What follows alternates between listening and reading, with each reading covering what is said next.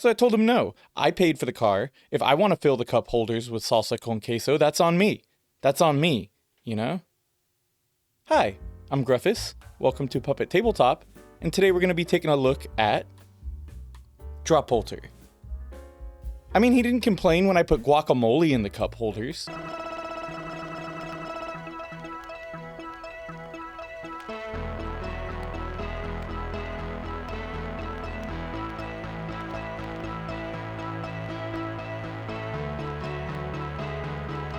Wow, it's a lot of empty space around me and on the table.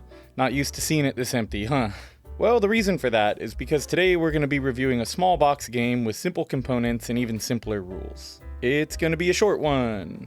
Now, when I was a wee little puppet, I used to turn my lights off every night and then sprint towards my bed at full speed, leaping to it from halfway across the room. I did this because I thought a ghoul lived under my bed and it would grab my legs if I got too close to it. Well, little did I know there was a better way to handle ghouls living under your bed. That's where DroPolter comes in. DroPolter has 2 to 5 players, all assuming the role of a paranoid person who thinks a ghost is going to emerge from their bed and get them during the night. The fear is so real that each player has taken to collecting the 5 charms capable of warding off these evil spirits. And as luck would have it, tonight is the night where all that preparation is going to pay off. An evil spirit has risen from beneath your bed, and you only have a short period of time to drop the correct charms to ward it off. Now, okay, I can tell, based on that description and what you're seeing on the board, the size of the box, this seems kind of ridiculous. But I'm telling you, just give it a chance. This game may simultaneously be both the dumbest and most refreshing filler game I've ever played. Now, as I was saying, each player has collected 5 different charms to ward off the ghosts. There's the seashell, the red cube, the blue key, the weird cracker-looking thing, and of course, the ring. My precious. At the start of every round, each player will pick up all of their charms, shake up their hands, and then hold all of those charms in one hand. A player will then reveal a card from the deck, listing the charms that everybody needs to drop from their hand to ward off the ghost. As soon as the card is revealed, the game begins. The players can now open, turn, twist, and manipulate their hand and fingers however they need to in order to drop only the charms listed on the card. At its core, there's really only 2 rules that you need to pay attention to here. The first rule is don't talk about Fight Club. Wait, that's the wrong one. No, that's the wrong card. Switch it out. The first rule is that you can only ever use one hand to drop the charms. The second rule is that if you ever drop the wrong charm, you immediately have to scoop up all of your charms, mix them up in your hand again, and then start dropping them again. Once you've managed to drop all of the required charms, you immediately grab this awesome little wooden ghost bro in the middle of the table. Ghost bro.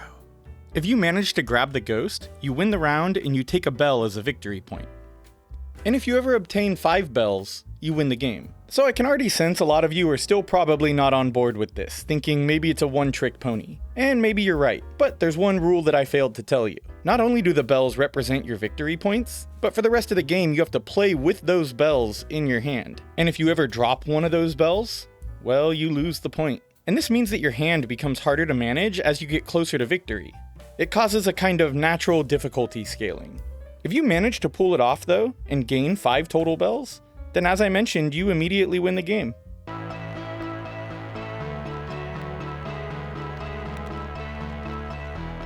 So, what did I like about DroPolter? Well, DroPolter gives me exactly what I'm looking for in a filler game. A major issue with a lot of filler games is that they just feel incomplete to me. Maybe the game length isn't right, maybe they shoot for a level of depth that just isn't there for a filler game, or maybe they just lean too heavily into luck. DroPolter, on the other hand, suffers from none of this. It's a game that knows exactly what it is, and it doesn't try to be anything more or less than that. I've played this game more times than I care to count, and I can honestly say that every time it comes out, I have a great time with it. Yeah, it's not the most strategic game out there. I mean, I explained the rules in probably record time for Puppet Tabletop, and this is probably going to end up being one of our shortest videos. But still, if I'm playing a filler game, I'm not necessarily looking for something that deep.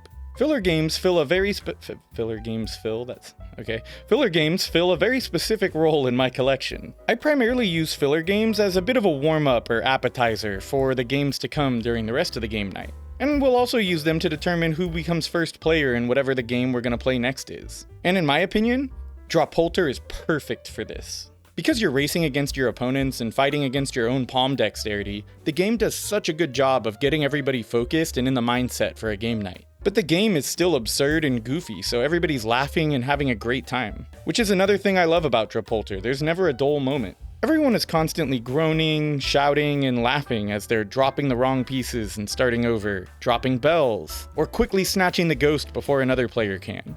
It's total chaos, but in my opinion, it's the perfect warm-up game. And I'll also say that while the game may give off the impression that perhaps it's a bit childish for the average board game hobbyist, it honestly couldn't be further from the truth in my experience. Every group I've played this with has consistently had a blast with it. And I never felt like the game overstayed its welcome. It lasts just long enough for everybody to have a good time, and by the time you're kind of expecting it to end, it usually does. It definitely goes faster at lower player counts, but even at the maximum 5 players, you still don't really feel like it's taking up more time than it needs to. I also love the fact that you need 5 bells to win, but you have to keep those bells in your hand. It means the players closer to winning have to slow down a bit so that they don't drop their bells, giving everybody else a chance to catch up. And it's a clever, natural feeling way to integrate a catch-up mechanic. And last but not least, it's box time!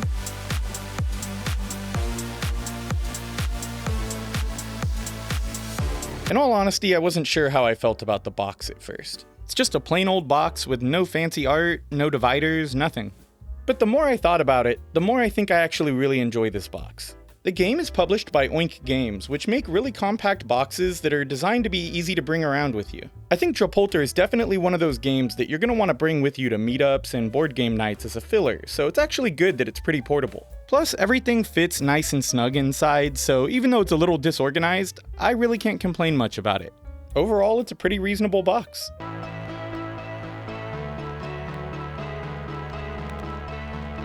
So, what did I not like? I guess if I really had to point something out, I'd say that I can see the replayability on this waning for some. I specify some because there are groups out there that just like to play lightweight family games. They like the simplicity and they'll play them back to back and enjoy them. Now, I've been very conscious about using DroPolter specifically as a filler game because I feel it excels there. But for groups like the one that I just described, I'd say that if you do approach this game as anything more than a filler game, your mileage is probably going to vary. It serves a very specific purpose in my collection, and I can easily see myself getting burnt out on it if I had to use it as anything other than just a filler game. With these simple, small box games, it's hard to get too upset about anything because normally they just do something simple, and if they do it well, then, well, what's there to complain about? DroPolter is one of those games that just does its job perfectly well. It's simple and it knows exactly what it is. As a result, there's no major complaints from me.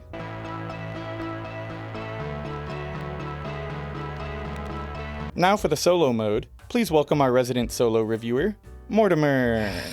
There's no solo mode. Thank you, Mortimer. Yeah, whatever.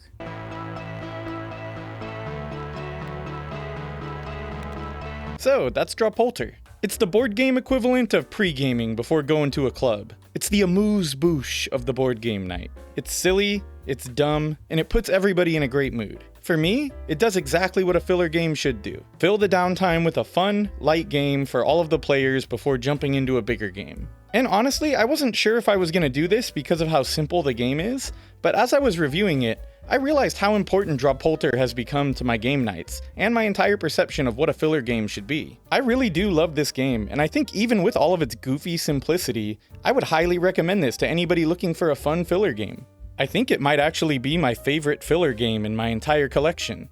And because of that, I think DroPolter deserves the highest honor we can give here at Puppet Tabletop, the Puppet Chef's Kiss. Well, that's going to do it for this one. As always, thanks for watching, and remember to shop at your local board game store if you can. Hey, if you're leaving, can I catch a ride with you? Really? Okay, sweet, let me grab the salsa con queso.